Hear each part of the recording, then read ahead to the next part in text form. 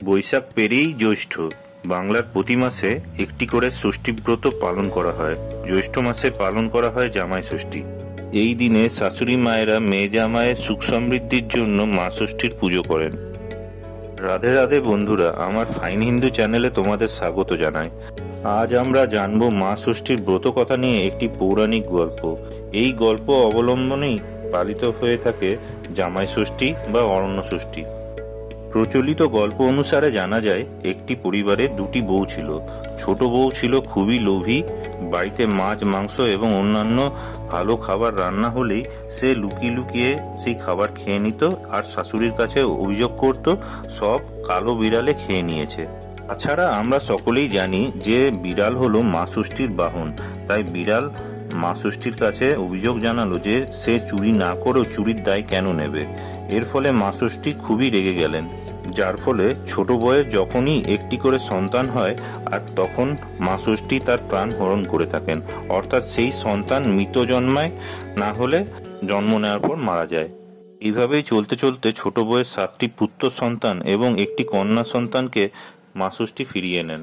এর ফলে স্বামী, শাশুড়ি এবং বাড়ির অন্যান্যরা মিলে ছোট বউকে অলক্ষণা বলে গালিগালাজ করে বাড়ি থেকে তাড়িয়ে দেয়। অথচ বড় বউ পুত্র সন্তান নিয়ে সুখের সংসার করতে থাকে।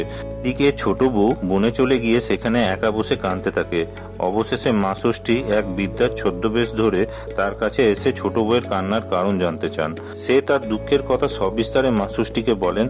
পূর্বের এই সমস্ত অন্যায় আচরণের কথা বলার পর ছোট বউ মা ষষ্ঠীর কাছে ক্ষমা চায় এবং ষষ্ঠী মাও তাকে ক্ষমা করে দিয়ে বলেন, ভক্তি ভরে ষষ্ঠী পুজো করলে তার এই 7টি পুত্র এবং একটি কন্যা সন্তান সে ফিরে পাবে। তখন থেকেই ছোট বউ ঘরে ফিরে এসে ঘটা করে মা ষষ্ঠীর পুজো করতে শুরু করেন এবং মা ষষ্ঠীর কৃপায় তিনি তার সন্তানদের ফেরত পান। এই ঘটনার পর থেকে চারিদিকে ষষ্ঠী পুজোর মাহাত্ম্য ছড়িয়ে পড়ে।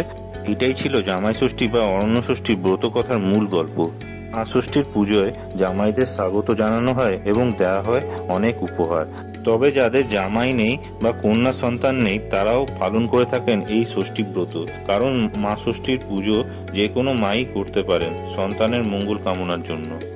বাঙালিদের বিভিন্ন উৎসবের বিভিন্ন রকমের গুরুত্ব আছে, সেই রকম জামাই ষষ্ঠীও খুবই গুরুত্বপূর্ণ এবং আনন্দের একটি উৎসব। চলুন তাহলে জেনে নেওয়া যাক ষষ্ঠী ব্রত পালন করতে কি কি লাগবে।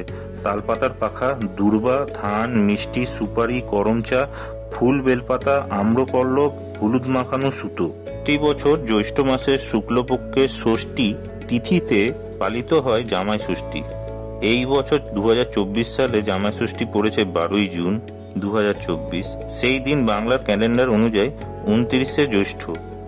জামাই ষষ্ঠীর রীতি অনুযায়ী এই দিন সুস্বাদু পদ ছাড়াও জামাইকে আম, কাঁঠাল, লিচু খেতে দেওয়ার রীতি আছে। এদিন তালপাতার পাখা দিয়ে বাতাস করে থাকেন শাশুড়ি মায়েরা।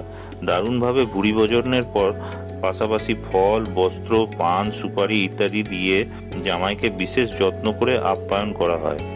জামাইয়ের মঙ্গল কামনার জন্য এই দিন বিশেষ করে উপবাস ও ব্রত পালন করে থাকেন শাশুড়ি মায়েরা। তাহলে বন্ধুরা, ভিডিওটি কেমন লাগলো অবশ্যই কমেন্ট করে জানাবেন। আর এই রকম ইনফরমেটিভ ভিডিও পেতে আমার চ্যানেলটাকে সাবস্ক্রাইব করে নোটিফিকেশন বেল আইকনটা প্রেস করে দেবেন। চলুন তাহলে দেখা হচ্ছে নেক্সট ভিডিওতে। ততক্ষণ অবশ্যই সুস্থ থাকবেন এবং ভালো থাকবেন। ধন্যবাদ।